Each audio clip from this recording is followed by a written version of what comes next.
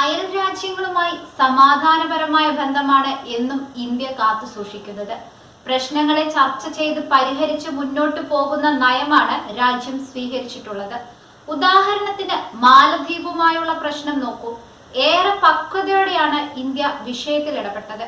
വൈകാരികമായ പ്രതികരണത്തിന് ഭരണാധികാരികൾ മുതിർന്നതേയില്ല. അതിന് ഫലമുണ്ടായി. ഇന്ത്യൻ പ്രധാനമന്ത്രിയെ അപകീർത്തിപ്പെടുത്തിയതിനിടെ മാലദ്വീപിൽ തന്നെ ശക്തമായ പ്രതിഷേധമാണ് ഉയർന്നത്. തുടർന്ന് അപകീർത്തി പരാമർശം നടത്തിയ മന്ത്രിമാരെയെല്ലാം മാലദ്വീപിന് പുറത്താക്കേണ്ടിയും വന്നു. ചൈനയുമായി കൂടുതൽ അടുത്തപ്പോഴും ആ രാജ്യം സന്ദർശിച്ചപ്പോഴും സൈനികരെ പിൻവലിക്കാൻ സമയപരിധി നൽകിയപ്പോഴും ഇന്ത്യ ഏറെ സമാധാനത്തോടെയാണ് വിഷയത്തിൽ പ്രതികരിച്ചതും ഇടപെട്ടതും. പുതിയ പ്രസിഡന്റ് മുഹമ്മദ് മൊയ്സു അധികാരത്തിലെത്തിയപ്പോഴാണ് ആ രാജ്യം ചൈനയുമായി അടുത്തതും ഇന്ത്യക്കെതിരായ നിലപാട് സ്വീകരിച്ചതും. മൊയ്സുവിന്റെ ഇന്ത്യ വിരോധം ഒരു 14കാരന്റെ ജീവൻ നഷ്ടപ്പെടുത്തിയിരിക്കുകയാണ്. ഇന്ത്യയെ രണ്ടാം വീടായാണ് മാലദ്വീപുകാർ കരുതുന്നത്. പ്രത്യേകിച്ച് കേരളവുമായി അടുത്ത ബന്ധമാണ് മാലദ്വീപുകാർക്കുള്ളത്. ചികിത്സാ പഠനം തുടങ്ങിയ ആവശ്യങ്ങൾക്കായി നിരവധി പേരാണ് കേരളത്തിൽ എത്തുന്നത്.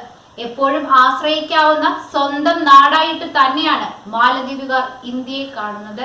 ഇന്ത്യ നൽകിയ 2 ഹെലികോപ്റ്ററുകളും ഒരു ചെറുവിമാനവും മാലദ്വീപ് ഉപയോഗിക്കുന്നുണ്ട്. 5 വർഷത്തിനിടെ 500-ലേറെ മെഡിക്കൽ രക്ഷാപ്രവർത്തനങ്ങൾ ഇവർ നടത്തി. എന്നാൽ നിലവിൽ ഇരു രാജ്യങ്ങളും തമ്മിൽ നിലനിൽക്കുന്ന ഭിന്നത 14കാരന്റെ ജീവനെടുത്തുന്ന ആരോപണമാണ് പുറത്തുവരുന്നത്. ഇന്ത്യയിൽ നിന്നുള്ള ഡോർണിയർ വിമാനം ഉപയോഗിക്കുന്നതിന് പ്രസിഡന്റ് മുഹമ്മദ് മൊയ്സു അനുമതി നിഷേധിച്ചു. ഇതേ തുടർന്ന് മാലദ്വീപ് സ്വദേശിയായ 14 വയസ്സുകാരൻ മരിച്ചെന്നാണ് പരാതി. പ്രാദേശിക മാധ്യമങ്ങളാണ് ഇക്കാര്യം റിപ്പോർട്ട് ചെയ്തത്. ഇന്ത്യ നൽകിയ ഡോർണിയർ വിമാനം മാലദ്വീപിൽ എയർ ആംബുലൻസ് ആയി ഉപയോഗിക്കുന്നുണ്ട്. ഹിന്ദുസ്ഥാൻ എയറോനോട്ടിക്സ് ലിമിറ്റഡ് ആണ് ഈ വിമാനം നിർമ്മിച്ചത്. ഗാഫ് അലീഫ് വില്ലിംഗിയിലെ വിദൂര ദ്വീപായ വിൽമിംഗ്ടണിൽ താമസിക്കുന്ന 14 വയസ്സുകാരന്റെ ജീവനാണ് നഷ്ടപ്പെട്ടത്. ബ്രെയിൻ ട്യൂമർ ബാധിതനായ കുട്ടിക്ക് കഴിഞ്ഞ ബുധനാഴ്ച രാത്രി മസ്തിഷ്കാഘാതം ഉണ്ടായി. ഗുരുതരാവസ്ഥയിലായതിനെ തുടർന്ന് വിദഗ്ധ ചികിത്സയ്ക്കായി മാലദ്വീപ് തലസ്ഥാനമായ മാലയിലേക്ക് കൊണ്ടുപോകുന്നതിന് കുടുംബം എയർ ആംബുലൻസ് ആവശ്യപ്പെട്ടു. എന്നാൽ 16 മണിക്കൂറിന് ശേഷം വ്യാഴാഴ്ച രാവിലെയാണ് എയർ ആംബുലൻസിനുള്ള അനുമതി ലഭിച്ചത്. തുടർന്ന് കുട്ടിയെ മാലയിലെ ആശുപത്രിയിൽ എത്തിച്ചെങ്കിലും ജീവൻ രക്ഷിക്കാനായില്ല. കുട്ടിക്ക് മസ്തിഷ്കാഘാതം ഉണ്ടായ ഉടൻ തന്നെ മാലയിലേക്ക് കൊണ്ടുപോകാൻ ഞങ്ങൾ ഐലൻഡ് ഏവിയേഷനെ വിളിച്ചു. പക്ഷേ അവർ മറുപടി നൽകിയില്ല.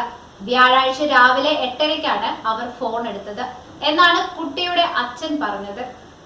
എന്നാൽ അവസാന നിമിഷമുണ്ടായ സാങ്കേതിക തകരാറിനെ തുടർന്ന് കാലതാമസം ഉണ്ടായെന്നാണ് മെഡിക്കൽ ഇവാക്യുവേഷന്റെ ചുമതലയുള്ള ആസന്ത കമ്പനി ലിമിറ്റഡ് അറിയിച്ചത്. കുട്ടി മരിച്ചതിനെ തുടർന്ന് ആശുപത്രിക്ക് പുറത്ത് വൻ പ്രതിഷേധം നടന്നു. മാലദ്വീപിലെ പ്രാദേശിക മാധ്യമങ്ങളാണ് ഇക്കാര്യം റിപ്പോർട്ട് ചെയ്തത്. പ്രസിഡന്റിന്റെ ഇടപെടലിനെ തുടർന്നാണ് എയർ ആംബുലൻസിന് അനുമതി ലഭിക്കാതിരുന്നതെന്ന ആരോപണമാണ് ഉയരുന്നത്. ഇതിനെതിരെ ശക്തമായ പ്രതിഷേധവുമായി മാലദ്വീപ് MP പരസ്യമായി രംഗത്ത് വന്നു. ഇന്ത്യയോടുള്ള പ്രസിഡന്റിന്റെ വിരോധം തീർക്കാൻ ആളുകൾ അവരുടെ ജീവൻ പണയപ്പെടുത്തേണ്ടതില്ല എന്നാണ് മാലദ്വീപ് MP മീഖേൽ നസീം എക്സിൽ കുറിച്ചത്.